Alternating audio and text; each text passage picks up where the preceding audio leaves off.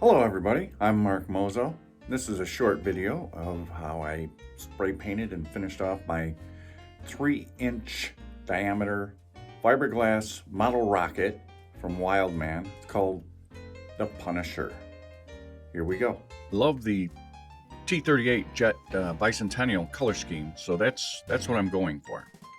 So obviously it's all been primed and sanded, and here it is with the first coat of white. I like to use a rotisserie from a barbecue to turn the rocket slowly while I'm spray painting, and you pretty much don't have to worry about drips that way. I decided to use Duplicolor. I wanted to try this automotive paint. I've got white, blue anodized, and clear, and this stuff is really thin, but it goes on like glass. It takes about 5 coats, but I think it's pretty cool. I finally learned after many years that when spraying, it's always best to spray every coat within a half hour and finish the entire project that way, if at all possible. That alleviates so many problems of cracking and crinkling. This is a simple method I came up with for fading the blue into the white. I just have a piece of plastic about 3 inches away from the body tube. It worked pretty good.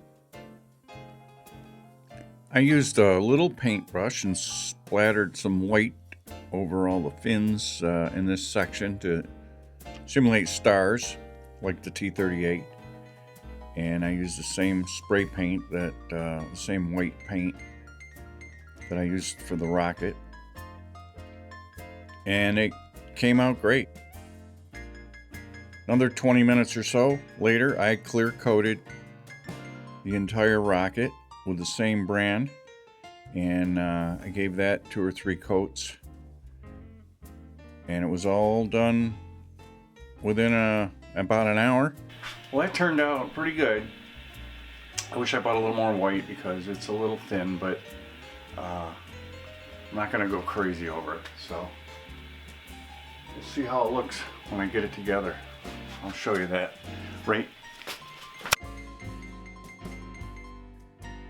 Yeah, I'm happy with the results. I think it looks nice.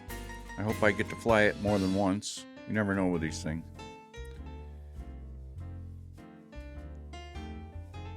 Anyways, this is how I made the electronics bay, which sits in about the middle of the rocket and is responsible for ejecting the parachutes. There's double of everything. It's called redundancy. And I made that on SketchUp and 3D printed the sled, it's called. And yep, I tapped a bunch of 3mm screw holes and screwed in all the components. This is me creating some suction to illustrate going up in altitude and testing the igniters. Okay, let's make some black powder charges to deploy those parachutes. I start with some 3/8 inch polyethylene tubing.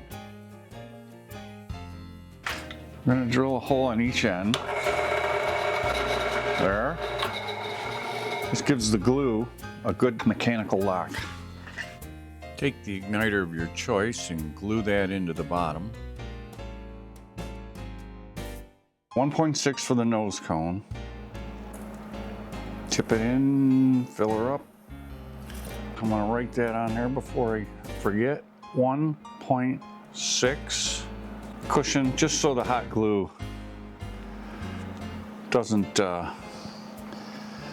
push right against the black powder, but I want to push that in there nice and snug, and we'll just fill that right up. Let it come out of the holes, and we're ready to do some deployment tests. Oh, little lame, little 2, 1. Oh yeah. A hole. Put a hole through my towel. 2 grams of powder in the drogue, in the 3-inch Punisher. Nothing left to do but hit test. 2, 1. That was a little too much. Thank God those fiberglass rockets are strong. My beautiful nose cone a little muddy. Everything else looks okay, except for my wife's comforter. Well, that's everything I can think of, so I guess it's ready to fly, and hopefully I'll have some videos of the launch. So thanks everyone for watching, and we'll see you on the next one. Bye.